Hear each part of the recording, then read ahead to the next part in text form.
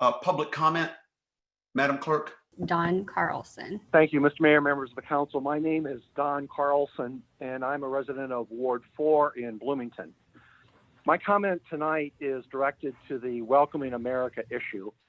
I and many others were involved in the Welcoming City campaign a few years ago. Then, as now, there is a big difference between Welcoming America and our Welcoming City Ordinance campaign. There may be benefits to joining a Welcoming America network. However, it doesn't replace the need for Bloomington to clearly define how our police will interact with federal ICE agents, which is what a Welcoming City Ordinance specifically does. But while we should always be open to innovative work of other communities, there are many grassroots and faith leaders right here who sought your council support for a Welcoming City Ordinance. We encouraged the negotiations with the police chief and the city attorney to address their concerns. But we were told we would lose federal grant money, and we were told that it would put a federal ICE target on our city's back. And then we were told it would be too divisive. And none of those fears came true. Now we're told we don't need a Welcoming City Ordinance because there isn't a problem. This is the same thing we were told when indeed our police were regularly communicating with ICE.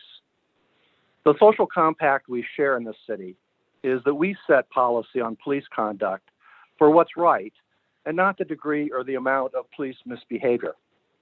If we wait until it's a problem again, we'll have waited too long. In closing, in my faith tradition, Pope John the 23rd spoke of the need for justice to come before charity or social services. I encourage this council to work with those wanting to work with you to develop a meaningful Welcoming City Ordinance about justice and then take up Welcoming America's programmatic work. Let's build the foundation first and then the house. Thank you. Willie Halbert. Yes, I am. Hey, Will. I just want to say good evening to everyone. My name is Willie Holton Halbert, and I have lived in Bloomington for over 40 years. I have volunteered and assisted our community with many efforts to help ensure that our community is inclusive of all. I'm reminded of when I served on the Bloomington Human Relations Commission back in 1995, and there was an issue that was approving an ordinance that prohibited discrimination based on sexual orientation. I was an advocate for this ordinance, and it took years to provide education and awareness that all people have a right to be respected and have equality. I found once people became aware and listened, they became more sensitive to other needs, and the ordinance was finally passed. You see, people recognize discrimination of any kind is wrong. The adoption of a Welcoming City Ordinance would help advance a positive migration agenda by providing a venue for our city to share promising practices and policies that build a cohesive community, one that embraces and includes immigrants and foster opportunity for all.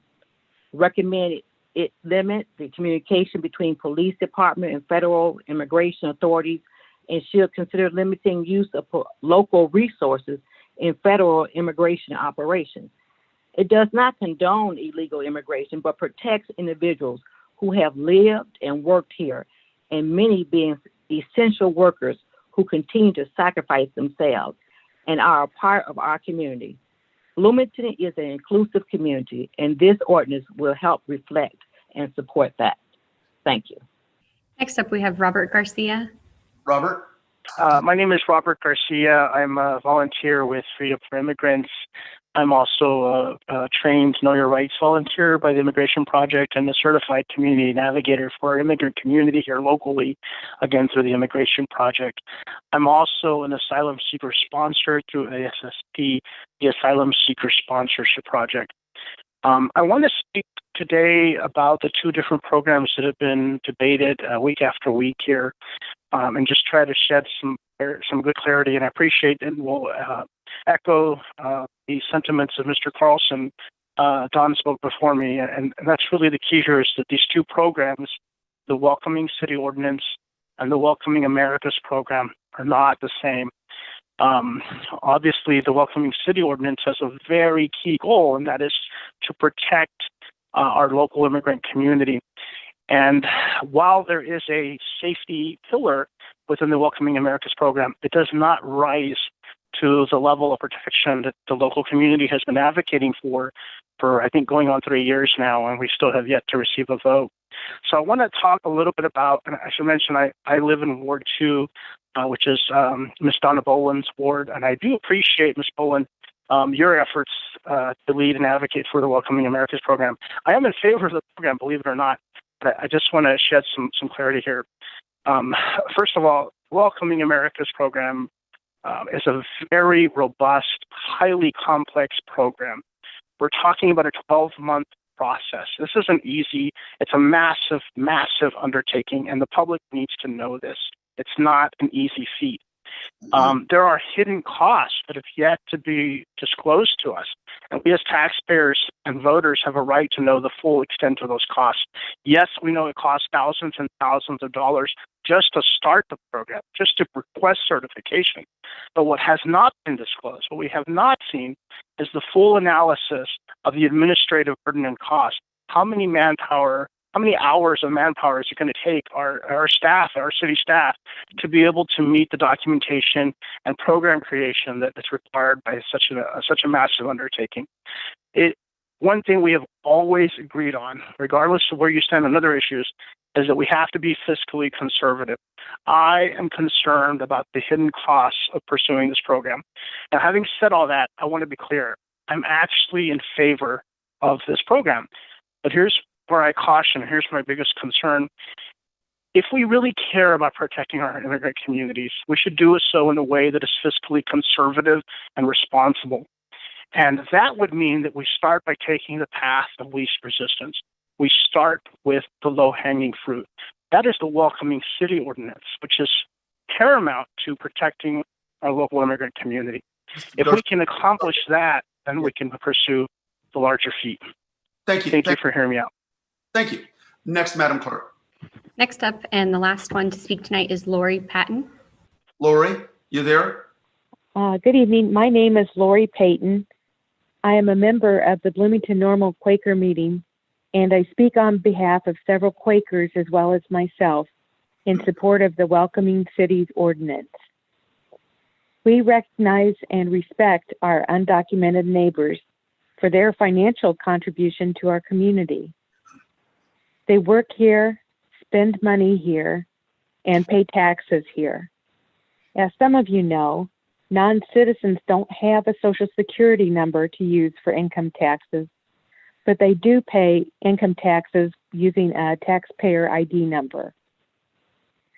We also see how Welcoming Cities Ordinance can help police with investigating a crime.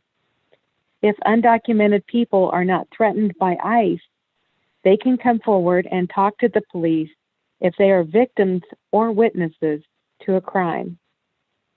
But most importantly, we support Welcoming Cities because we believe families should not live with the threat of separation. We think about family separation in the detention camps at the border, but it happens in Illinois too. Parents should not have to worry about not seeing their kids again when they go to work every day. Some people might say that the family should not be here without documentation, but it's very difficult and expensive to do. And I am humble enough to realize that if I was very poor and perhaps scared of gangs or corrupt police, I would cross the border to protect my family too. My undocumented neighbors whom I have met personally are good people, and I want Bloomington to be a place where they feel welcome and safe. On behalf of myself and other members at my Quaker meeting, thank you for allowing me a chance to speak. Thank you very much. We appreciate your perspective.